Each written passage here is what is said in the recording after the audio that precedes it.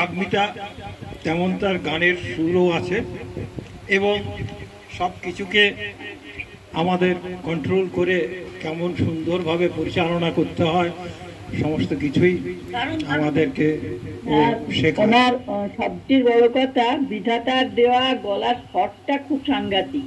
হ্যাঁ, গলার স্বর আছে বলেই ও আমাদের অ্যাঙ্কারিং এর পথ তো দেখায়। এই সমস্ত কিছু ওর গুণাবলী আমি প্রথমেই ওই জন্য বললাম যে আমাদের দেবাশিস দেবতার আশিস আছে বলেই দেবাশিস।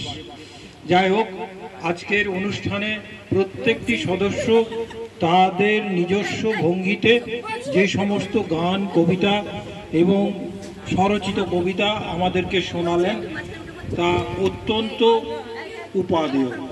আমি বলবো উপাদেয়। আমরা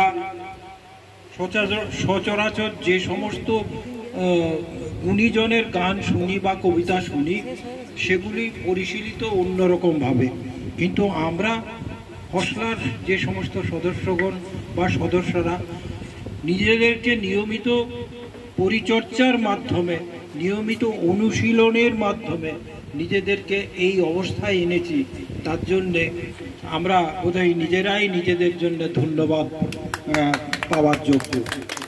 তো ওভারঅল আমার মনে হয়েছে যে আজকের অনুষ্ঠানটি খুবই সর্বাঙ্গ সুন্দর হয়েছে।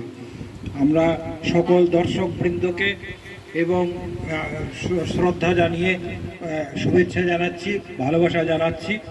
আর সর্বোপরি আমাদের রীনা এবং শিউলি এত সুন্দরভাবে সমস্ত জিনিসটিকে পরিপাটি করে আমাদের সামনে উপস্থিত করেছে যে আমরা সেটি উপভোগ করলাম।